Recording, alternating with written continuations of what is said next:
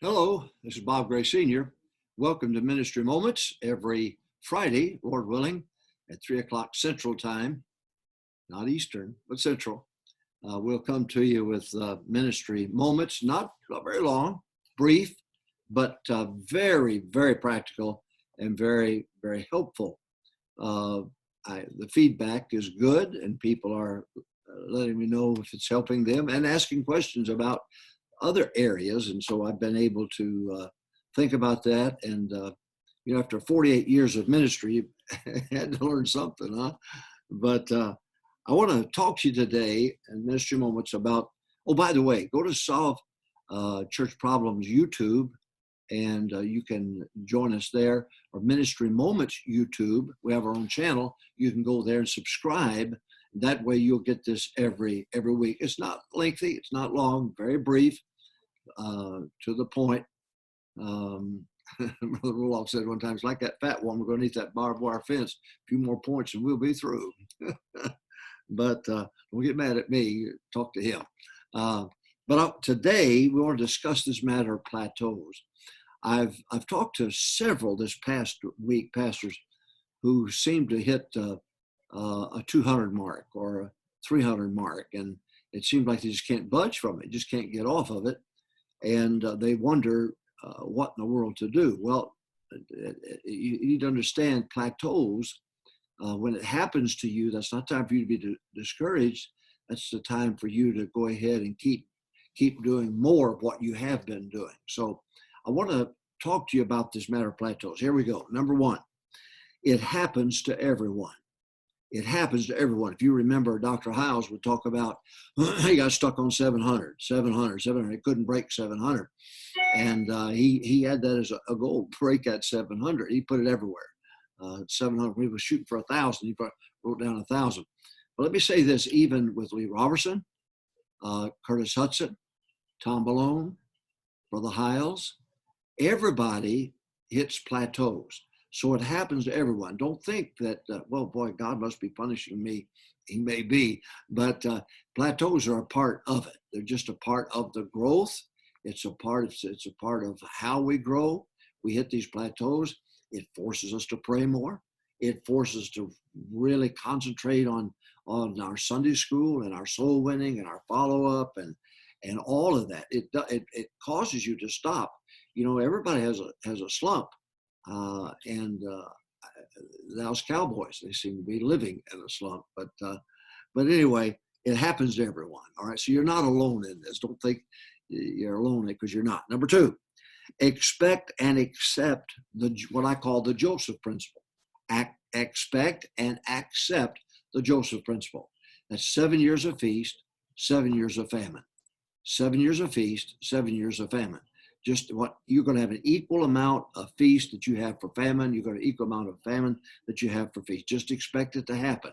Don't let it be such a shock that you just sit down, throw up your hands and say, well, what's the use? I'm going night and day, and then I can't seem to get off this plateau.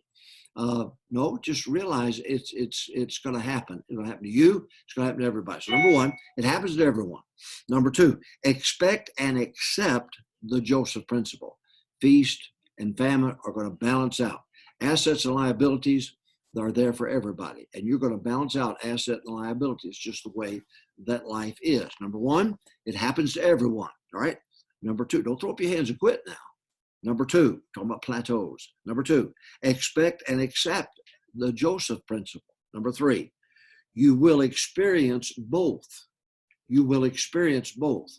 So if you're going through a famine period now, and maybe this COVID-19 has thrown you off, I suggest you keep your routine. I suggest you keep your schedule. I suggest you keep doing right day in and day out. Obey that schedule, write it down, put your life on paper, and then obey it and do it. And if you do it, you're faithful at it, you're doing it, and you seem to be stuck somewhere, you just need to do more of what you're doing and expect to get out of it. Don't be surprised. Don't be shocked. Number one, plateaus, hitting numerical plateaus, whether it be financial or attendance or whatever it might be. Number one, it happens to everyone. Number two, expect and accept the Joseph principle. Number three, you will experience both. It's going to happen. Both are going to happen to you. Number four, focus on responsibility, not results. Focus on responsibility, not results, and you will get the results. Focus on responsibility, not results, and you will get results. You be responsible for your soul winning. You be responsible for getting the gospel out. Be responsible for your Sunday school program, your bus ministry, your outreach in your community. You be responsible for your preaching and for your Bible study, and be engrossed in what you're doing. I mean, involved totally in what you're doing. Now, you may have to do more of what you're doing to get out of this plateau or break this barrier or get out of this slump that you're in. You may have to do more. You may have to go soul winning more. You may have to win more souls. You may have to baptize more. Put an extra effort in it, a second mile, break that barrier. All right. So I said, we're talking about plateaus, whether it be financial, whether it be numerical, your soul winning, your baptisms, your bus ministry, reaching adults, whatever it might be. Talking about plateaus now. Number one, it happens to everybody. It happens to everybody. Number two, expect and accept the Joseph principle.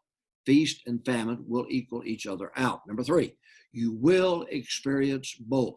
If you're flying high now and you got 7 years of feast, you got these years of feast now, thank God for it. But you better, the Bible says, grow in grace. There are grace periods in your life that will give you an ability to be able to grow. So things are clicking and things are happening and it's going great. You grow during that period. You grow in grace, the grace periods of life. All right, so number one, it happens to everyone. Number two, expect and accept the Joseph principle. Feast and famine equal each other. You will experience both. You will experience both. Now, you get excited, boy, when things are really clicking. But then when you hit that thing and all of a sudden it seems like your prayers don't get higher in the ceiling, it seems like everybody you talk to, it just nothing happens and so on. You're going to experience both. So don't throw up your hands when that happens. All right, next, number four, focus on responsibility, not results. God will give the results, but you've got to focus on responsibility. I would build me a wall between my work and God's work, and I would stay out of his business. I would stay in the ministry that God's given me, it's pastoring or preaching or bus ministry or whatever it might be. You stay on your side. You win souls. You be responsible. What it will do, it will produce results. Life is divided up into my part, God's part. My work, God's work. Jeremiah 33:3, call unto me, and I'll answer thee. So you don't get over here and make the answers come. You stay over here and do your responsibility in your prayer life. That's how you got saved. Romans 10:13, for whosoever shall call upon the name of the Lord shall be saved. That's God's work. So you stay on your side, build a wall there, and say, I'm gonna focus on my responsibility. I may go and go and go and go, and nothing seemingly happens. I'm not going to get over here and fuss at God and tell God he's not doing what he ought to be doing. I'm not going to do that. So you focus on your responsibility and leave the results up to God. Number five, never break stride. Never break stride. I have written it for one of my Bibles, old Schofield Bible. Never break stride. I got that from Brother Hiles. Never break stride. Never break stride. You keep winning souls. You keep that. You obey that schedule. Let that schedule be your boss. If you're pastoring, the deacons aren't supposed to run you. Deacons take care of the physical. You take care of the spiritual. And when you find yourself breaking down and sitting down, David stayed home when he should have gone to work, and he ended up committing adultery with Bathsheba. I don't care how old you are. I don't care how long you've been at it. You keep clicking with that schedule. 168 hours in a week, you make sure that those 160 hours tell you what to do. Don't you tell it what to do. You don't have time. You make time. You don't have time. You make time. All right. We're talking about breaking financial barriers, numerical barriers, soul winning barriers. Some thoughts here. Number one, it happens to everyone. Number two, expect and accept the Joseph principle.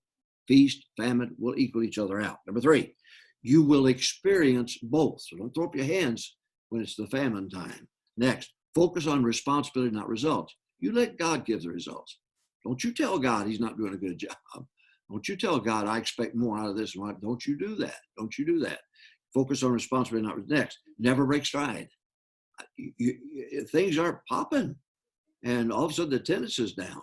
All of a sudden the bus ministry is down. All of a sudden the offerings are down. All of a sudden it just doesn't look good. Well, don't break stride. You win souls. You baptize converts and turn it around and do it again next week. Next, number 6. Do not undo and doubt what you started in faith. Do not undo and doubt what you started in faith. You started, you're pastoring. That's what God wanted, God's will for your life. You're an evangelist. That's God's will for your life. You're a bus director. That's God's will for your life. You're a Sunday school teacher. That's God's will. Whatever it is that you're doing and you ought to be doing something for God. Don't just go and sit down, fill up 18 inches of pew or 24 or 42. We're growing in the Lord. But don't you do that. You get you a ministry, Ephesians 4, 11 and 12, for the work of the ministry. God has something for you to do. So do it. Now, then don't undo and doubt when things aren't, all of a sudden your converts come. They get baptized. They stick around. And this goes on for a few weeks and a few months. And you're thinking, wow, I'm in heaven. And then all of a sudden coldness hits. All of a sudden you couldn't pay somebody to listen to you give them the gospel. Let me just tell you, you don't undo and doubt what you started in faith. So 48 years ago, I started in full-time service for God, ministry for God. I am not going to undo and doubt what was started by faith. I'm not going to do it. God's going to see me through this thing, but I've got to keep my schedule. I've got to seek ye first the kingdom of God and his righteousness. All these things shall be added unto you. Matthew 6:33 does not say seek God. It says seek the kingdom of God. So it's that schedule and that kingdom work that you're doing. You do that, and God will add those things to you. All right? We're talking about plateaus. We're talking about breaking your offerings of plateau, or your attendance, or your bus ministry, or your driving crowd, or whatever it is, your soul winning, your baptism, whatever it is.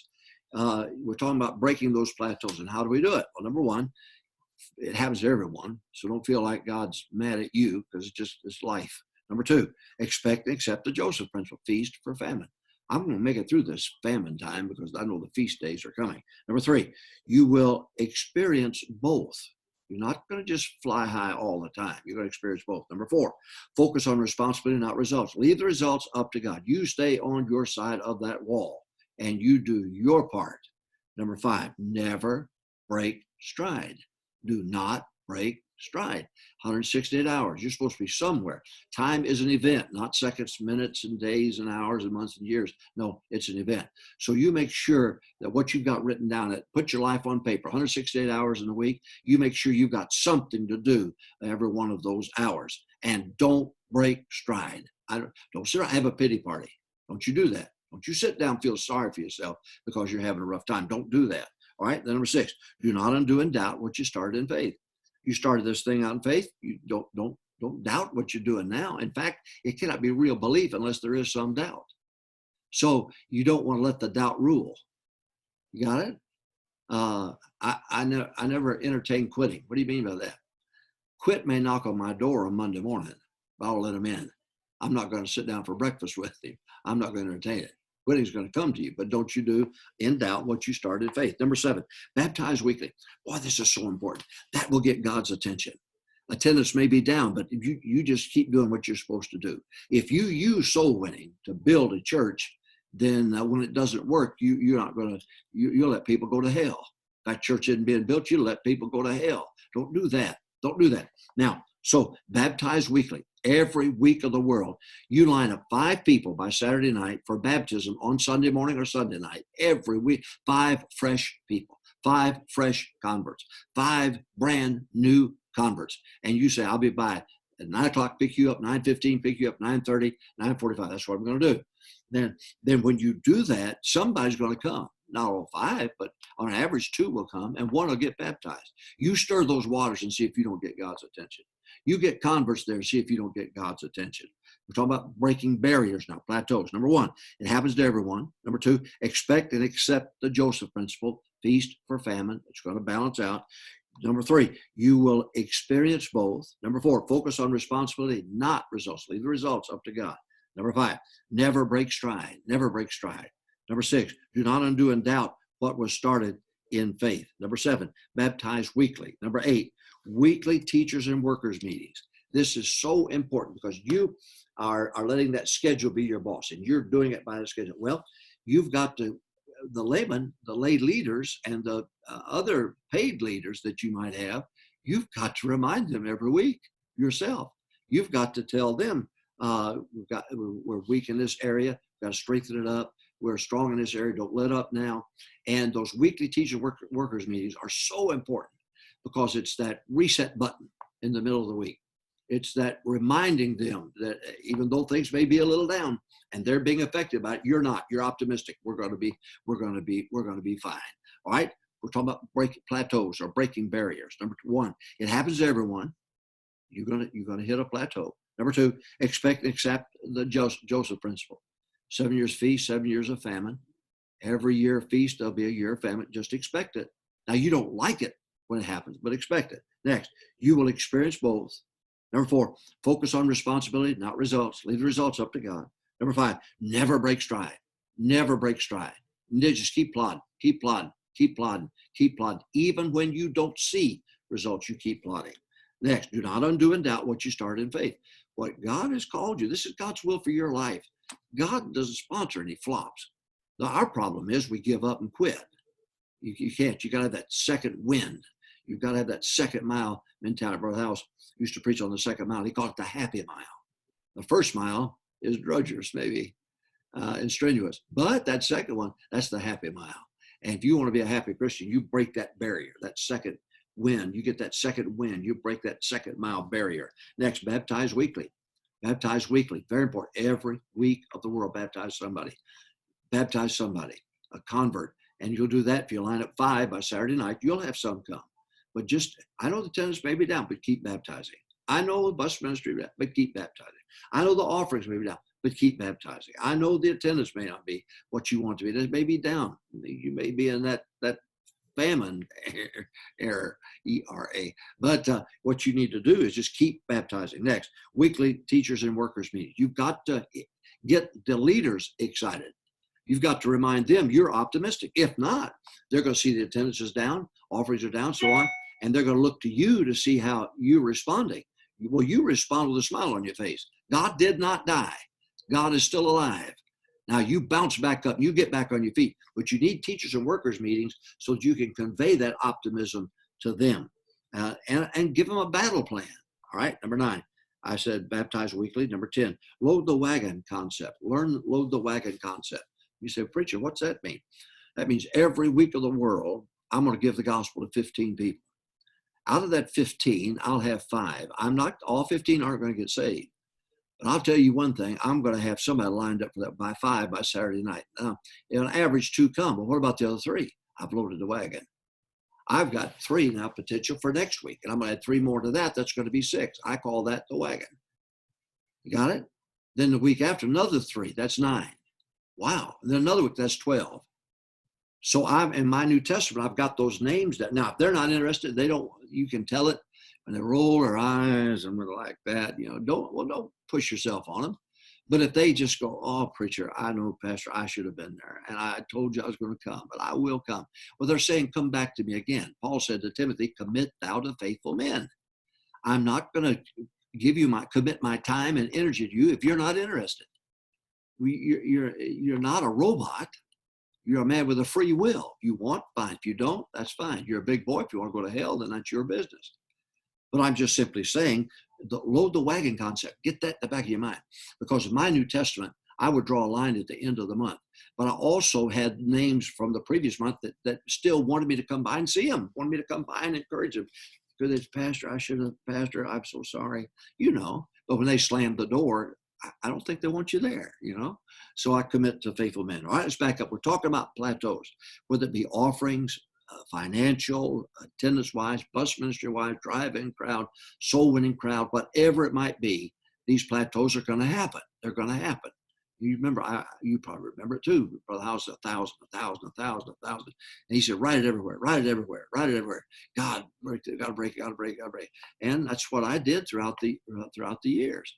All right, now, number 1, Plateaus. It happens to everyone. Number 2, expect and accept the Joseph principle. Feast for famine. It's going to balance out. Number 3, you will experience both. Don't get discouraged when you're in the famine period. Number 4, focus on responsibility, not results. You keep doing, keep putting it in, keep putting it in. Dr. Evans, chancellor of Howes-Anderson College, would tell the students at Howes-Anderson College, decade growth. And I took him serious. So the first 10 years, I never did tell anybody what we were running. I just pushed the soul winning numbers. I pushed the baptism numbers. I pushed the attendance for soul winning. That's what I pushed because I knew eventually it was going to show up, and it did show up in attendance. Next, never break stride. Never break stride. Things are down. Offers are down. Drive-ins down. Buses are down. Soul winners are down. But don't you get down. Never break stride. Never break stride. Then next, do not undo and doubt what you started in faith. Number 7, baptize weekly. Start line up 5 every Saturday night. You do it. Don't get mad at the people when they don't do it. You ought to get mad at yourself. Look in the mirror and say, you crazy nut. What's the matter? You're the pastor. You're the leader here. You ought to have a baptism every week. You produce yourself. That's 52 in 1 year. 26 stick. That's 26. That's not bad. All right. Next, weekly teachers and workers meeting. You've got to meet with the leaders every week so they can see your optimism. Number 9, baptize weekly. Every week of the world you baptize. Then number 10, load the wagon concept. Get that in the back of your mind. I've got to do it again this week and again this week. What am I doing?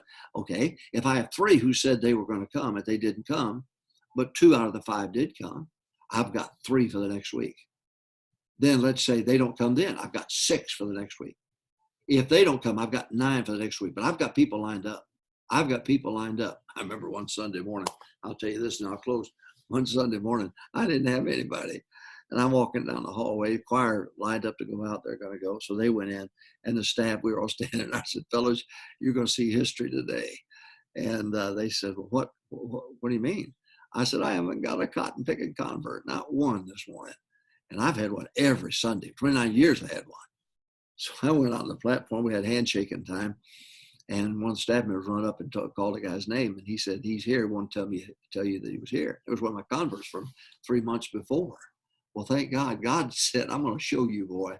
I'm in control of this thing. You're not in control of it. And that was wonderful. That was just a blessing. Okay. Well, this is Ministry Moments. Join us every Friday, 3 o'clock Central Time.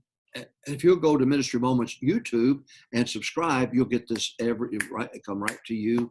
And very brief, very practical, to the point. And I want you to realize the reality of plateaus. I want you to realize the reality of it. You're going to hit ceilings. You're going to hit them. Now, what are you going to do? Throw up your hands and quit and say this didn't work or that didn't work? No, don't do that. You just make sure that you keep doing what you're supposed to be doing, even though it doesn't look like anything's working or happening. God bless you. Have a great weekend of soul winning. Win some people to Christ. Get you 5 lined up by Saturday night to walk the aisle on Sunday. You pick them up. Don't send somebody else after them. You pick them up, get them here. You see what will happen if you'll do that week in and week out. Well, God bless you. Thank you for being part of Ministry Moments. And I'll see you next Friday, 3 o'clock Central Time.